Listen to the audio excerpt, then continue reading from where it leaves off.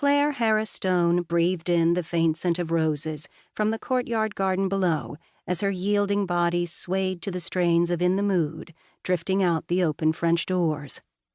The sounds of the orchestra inside her Manhattan brownstone blended with the late-night rumble of traffic along Fifth Avenue. Buoyed by the Veuve Clicquot champagne, she felt as though she floated above her partner as their gliding shoes whispered against the balcony floor. He held her tight, his hands warming her body through her thin silk dress. Her arms were draped around his shoulders. He was tall. That was nice. And he knew how to dance, even better. "You're dreaming, Claire," von Richter said. "Of you." Claire opened her eyes. He was nearing 40, she guessed. Slender, perfect posture, the polished manner of a European aristocrat. Dark hair slicked back. He had the tan of a denizen of ocean liners and Riviera beaches. A light trace of a scar on his chin, he said from a duel. Not what she expected, with all that she'd heard of Hitler's rants about the Aryan race. "Say something in German," she said.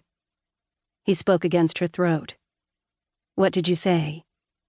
"I am going to remove." His hands slid past her hips. "What is this in English?" "My stockings." "Stockings." He tasted the word. "I am going to remove your stockings with my teeth." But what would Russell say if you ripped them? He can afford another pair. She breathed into his shoulder, wishing for another drink. "Tell me about Berlin." Anywhere but here, she thought. "Berlin has its charms. Merkel longs to return, but Paris. That is the place.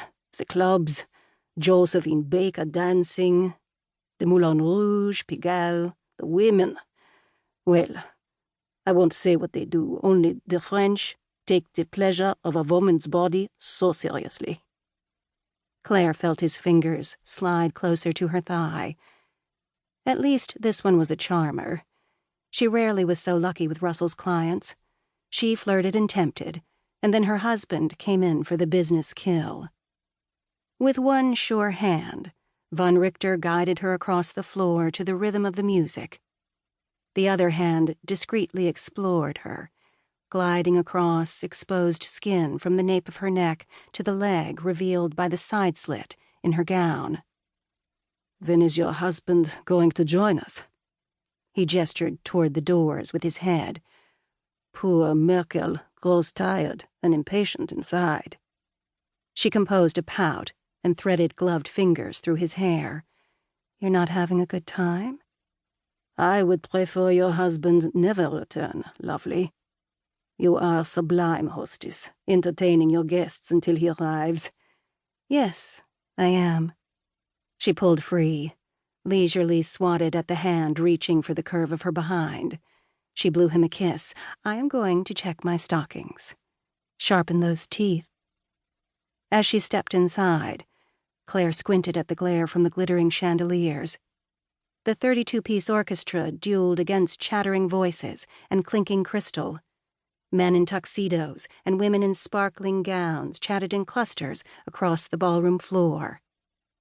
Arranging a polished smile, Claire advanced from the shadows.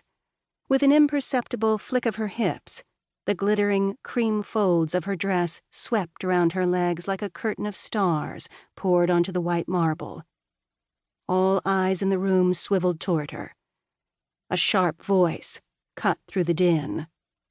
"Claire, darling, you're missing your own party. Where have you been?" Surviving exclusively on cigarettes and gossip, Margot Townsend's rail-thin body was adorned in couture and dripping with jewels. She planted a dramatic kiss on Claire's cheek, then leaned in to whisper, "Did you see Flora Foster? She brought a photographer with her. Drop Hitler a thank-you card for this one. Everyone is in Manhattan tonight." Margot was right. With Germany's invasion of Poland last fall, State Department travel restrictions meant that only diplomats and journalists could travel to Europe. Everyone was in town this spring, and at the Stone Mansion tonight. Claire scanned the room for Foster. the matriarch of the New York Times society pages.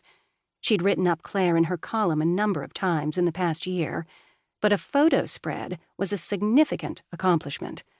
Russell ought to be pleased that his wife was the toast of Manhattan. Whenever the bastard showed,